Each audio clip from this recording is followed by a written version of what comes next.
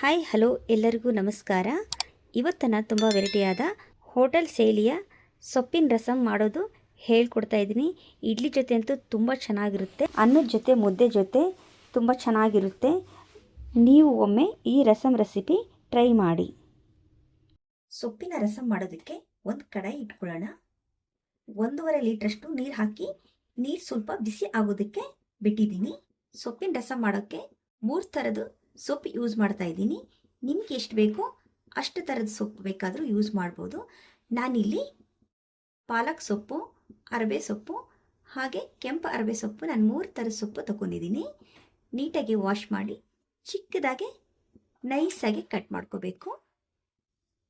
ಈ ಸೊಪ್ಪೀಗ ಸೇರಿಸ್ಕೊಳ್ಳೋಣ.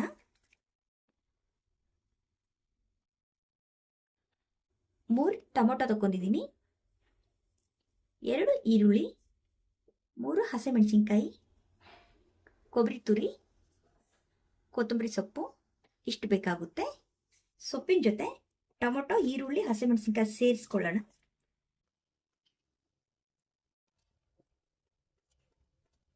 ಈರುಳ್ಳಿ tomato ಉದ್ದುದ್ದಕ್ಕೆ cut ಮಾಡ್ಕೊಳ್ಳಿ, ರಸಂ ತುಂಬ ಚೆನ್ನಾಗಿರುತ್ತೆ.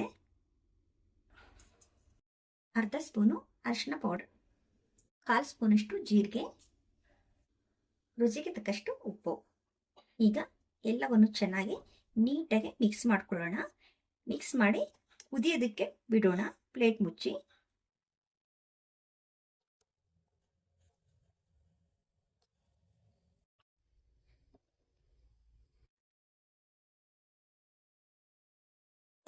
ನೀಟಾಗಿ ಚೆನ್ನಾಗಿ ಕುದೀತಾ ಇದೆ. ಅರ್ಧ ಭಾಗ ಬೆಂದಾದ್ಮೇಲೆ ಸ್ವಲ್ಪ ಸಪ್ರೇಟ್ ಮಾಡ್ಕೊಂಡು ತಣ್ಣಗಾದ್ಮೇಲೆ ಮಿಕ್ಸಿಗೆ ಹಾಕ್ಕೊಳ್ಳೋಣ. ನೋಡಿ, ಇಷ್ಟೇ ನಾನು ಎತ್ಕೊಳ್ತಾ ಇರೋದು. ಇದು ತಣ್ಣಗಾದ್ಮೇಲೆ ಮಿಕ್ಸಿಗೆ ಹಾಕ್ಕೊಂಡು ಇದರಲ್ಲೇ ಸೇರಿಸ್ಕೊಳ್ಳೋಣ. ರಸಂ ತುಂಬ ಚೆನ್ನಾಗಿರುತ್ತೆ, ತಿಕ್ಕಾಗಿ ಇರುತ್ತೆ. ನೀವು ಕೂಡ ಇದೇ ಮೆಥಡಲ್ಲಿ ಸೊಪ್ಪಿನ ರಸಂ ಮಾಡ್ಕೊಂಡು ನೋಡಿ, ತುಂಬ ಇಷ್ಟ ಆಗುತ್ತೆ. ನೋಡ್ತಾ ಇರ್ಬೋದು 3/4% ಬೆಂದಿದೆ. ಆಗಲೇ ಸೊಪ್ಪು ಟೊಮೊಟೊ ಎತ್ತಿಟ್ಕೊಂಡಿದ್ವಲ್ಲ, ಸ್ವಲ್ಪ ಗ್ರೈಂಡ್ ಮಾಡಿ ಇದಕ್ಕೆ ಮಿಕ್ಸ್ ಮಾಡ್ಕೊಳ್ತಾ ಇದ್ದೀನಿ. ಈಗ ಮನೆಯಲ್ಲಿ ಮಾಡಿರುವಂಥ ಸಾಂಬಾರ್ ಪೌಡ್ರ್ ಇದು. ನಿಮಗೆ ಸಾಂಬಾರ್ ಪೌಡ್ರ್ ಇಲ್ಲ ಮನೆಯಲ್ಲಿ ಮಾಡಿರೋದು ಅಂತ ಅಂದರೆ ಅಂಗಡಿಯಿಂದ ತಂದಿರೋದೇ ರಸಂ ಪೌಡ್ರ್ ಕೂಡ ನೀವು ಸೇರಿಸ್ಕೋಬಹುದು. 2 ಸ್ಪೂನು ಸಾಂಬಾರ್ ಪೌಡ್ರ್ ಸೇರಿಸ್ಕೊಳ್ತಾ ಇದ್ದೀನಿ. 1 ತುಂಡು ಬೆಲ್ಲ ಸೇರಿಸ್ಕೊಳ್ತಾ ಇದ್ದೀನಿ. ರಸಂ ಅಂದರೆ ಬೆಲ್ಲ ಸೇರಿಸಿದ್ರೆ ಅದ್ರ ಟೇಸ್ಟು ಚೆನ್ನಾಗಿರೋದು. ಹುಣಸೆ ಹಣ್ಣಿನ ರಸ ಸೇರಿಸ್ಕೊಳ್ಳೋಣ. ಇದು ಕೂಡ ಹುಳಿಗೆ ಎಷ್ಟು ಬೇಕಾಗುತ್ತೋ ಅದ್ರ ಗುಣವಾಗಿ ನೀವು ಸೇರಿಸ್ಕೊಳ್ಳಿ. 1 ನಿಂಬೆ ಗಾತ್ರದಷ್ಟು ನಾನು ಹುಣಸೆ ಹಣ್ಣು ಸೇರಿಸ್ಕೊಳ್ತಾ ಇದ್ದೀನಿ. ನೀಟಾಗಿ ಮಿಕ್ಸ್ ಮಾಡ್ಕೊಳ್ಳೋಣ. ಈಗ ಮಿಕ್ಸ್ ಆದಮೇಲೆ ನಮ್ಗೆ ಸಾಂಬಾರು ಎಷ್ಟು ಬೇಕೋ ರಸಮು ಅಷ್ಟು ನೀರು ಹಾಕ್ಕೊಳ್ಳೋಣ. ರಸಂ ತುಂಬ ಗಟ್ಟಿಯಾದರೆ ಚೆನ್ನಾಗಿರಲ್ಲ, ಹಾಗಾಗಿ ಸ್ವಲ್ಪ ನೀರು ಸೇರಿಸ್ಕೊಳ್ತಾ ಇದ್ದೀನಿ. ಮಿಕ್ಸ್ ಮಾಡಿ 1-2 ನಿಮಿಷ ಕುದಿಯೋದಕ್ಕೆ ಬಿಡೋಣ. ಕೊಬ್ಬರಿ ಸೇರಿಸ್ಕೊಳ್ಳೋಣ. ನೀಟಾಗಿ ಮಿಕ್ಸ್ ಮಾಡಿ 2 ನಿಮಿಷ ಕುದಿಯೋದಕ್ಕೆ ಬಿಡೋಣ.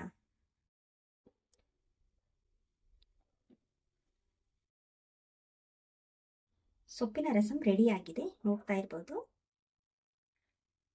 ಒಂದು ಮಿಕ್ಸ್ ಮಾಡಿಬಿಟ್ಟು ಈಗ ಕೊತ್ತಂಬರಿ ಸೊಪ್ಪು, ಕರಿಬೇವಿನ ಸೊಪ್ಪು ಸೇರಿಸ್ಕೊಳ್ಳೋಣ.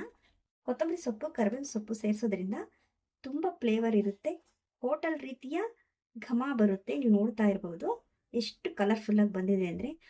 ಎಷ್ಟೋ ಸರಿ ನಾವು ಹೋಟೆಲ್ಗೆ ಹೋದಾಗ ಈ ಥರದ ಸಾಂಬಾರು ಟೇಸ್ಟ್ ಮಾಡಿರ್ತೀವಿ, ಬಟ್ ಗೊತ್ತಿರಲ್ಲ ಯಾವ ಥರ ಮಾಡ್ತಾರೆ ಅಂತ ಹೇಳಿ.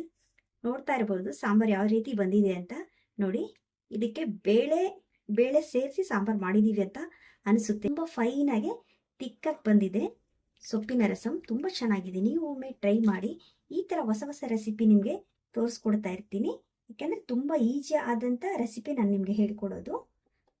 ಮಾಡೋದಕ್ಕೂ ತುಂಬ ಈಜಿ, ಟೇಸ್ಟ್ ಕೂಡ ತುಂಬ ಚೆನ್ನಾಗಿರುತ್ತೆ. ಈಗ ಒಂದು ಒಗ್ಗರಣೆ ಕೊಡಬೇಕಾಗುತ್ತೆ. ಈಗ ಒಗ್ಗರಣೆಗೆ ರೆಡಿ ಮಾಡ್ಕೊಳ್ಳೋಣ. ಎಣ್ಣೆ ಬಿಸಿ ಆಗೋದಕ್ಕೆ ಇಟ್ಟಿದ್ದೀನಿ ಒಗ್ಗರಣೆ ಮಾಡ್ಕೊಳ್ಳೋದಕ್ಕೆ. ಸ್ವಲ್ಪ ಸಾಸಿವೆ ಸೇರಿಸ್ಕೊಳ್ಳೋಣ. 1/4 ಸ್ಪೂನಷ್ಟು ಸಾಸಿವೆ ಸೇರಿಸ್ಕೊಳ್ಳಿ. 1/4 ಸ್ಪೂನಷ್ಟು ಜೀರಿಗೆ ಸೇರಿಸ್ಕೊಳ್ಳಿ. ಒಂದು 10 ಮೆಂತ್ಯಕಾಳು ಸೇರಿಸ್ಕೊಳ್ಳಿ. 10 ಎಸಳು ಬೆಳ್ಳುಳ್ಳಿ ಕುಟ್ಟಿರೋದು, ಸ್ವಲ್ಪ ಕರ್ಬೇವಿನ ಸೊಪ್ಪು, ಸ್ವಲ್ಪ ಇಂಗು. ಹಿಂಗೆ ಹಾಕೋದ್ರಿಂದ ರಸಮ್ ತುಂಬ ಚೆನ್ನಾಗಿರುತ್ತೆ. ಯಾರಿಗೆಲ್ಲ ಹಿಂಗೆ ಇಷ್ಟ ಇಲ್ಲ ಹಿಂಗೆ ಸ್ಕಿಪ್ ಮಾಡ್ಬೋದು. ಇಷ್ಟ ಇರೋರಿಗೆ ಹಿಂಗೆ ಕೂಡ ಸೇರಿಸಿ ಹಿಂಗೆ ಹಾಕಿದ್ರೆ ಫ್ಲೇವರ್ ತುಂಬ ಚೆನ್ನಾಗಿರುತ್ತೆ. ಒಗ್ಗರಣೆ ರೆಡಿ ಆಗಿದೆ. ಸಾಂಬಾರ್ಗೆ ಬಗ್ಸ್ಕೊಳ್ಳೋಣ. ಸಾಂಬಾರ್ಗೆ ಬಗ್ಸ್ಕೊಂಡು ಮಿಕ್ಸ್ ಮಾಡ್ಕೊಳ್ಳೋಣ. ಏನೆಲ್ಲಾಗಿ ನೀಟಾಗಿ ಮಿಕ್ಸ್ ಮಾಡ್ಕೊಂಡ್ರೆ ರೆಡಿ ಆಯಿತು ಸೊಪ್ಪಿನ ರಸಮ್ ಸಾಂಬಾರು. ಈಸಿಯಾಗಿರೋ ರೆಸಿಪಿ, ತುಂಬ ಬೇಗನೆ ಮಾಡ್ಕೋಬೋದು. 5 ನಿಮಿಷದಲ್ಲಿ ನೀವು ಅರ್ಜೆಂಟಾಗಿ ಮಾಡ್ಕೋಬೋದು. ತುಂಬ ಬೇಗ ಆಗಿಬಿಡುತ್ತೆ. ಇಡ್ಲಿ ಜೊತೆ, ಮುದ್ದೆ ಜೊತೆ, ಅನ್ನದ ಜೊತೆ ತುಂಬ ಚೆನ್ನಾಗಿರುತ್ತೆ. ಇಡ್ಲಿ ಕೂಡ ನೀವು ಯೂಸ್ ಮಾಡ್ಬೋದು. ಏನಪ್ಪ ಸಾಂಬಾರು ಮಾಡಬೇಕು ಅಂತ ಅನಿಸ್ತಾ ಇರುತ್ತೆ.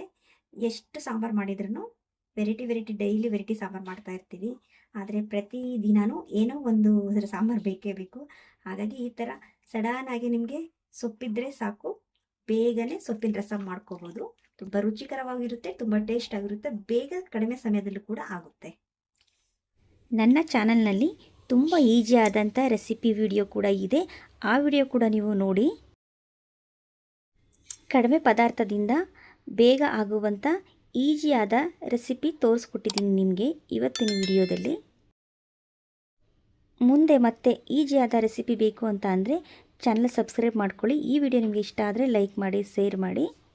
ಇನ್ನೊಂದು ಹೊಸ ರೆಸಿಪಿ ಜೊತೆ ಭೇಟಿಯಾಗೋಣ. ಎಲ್ಲರಿಗೂ ಥ್ಯಾಂಕ್ ಯು.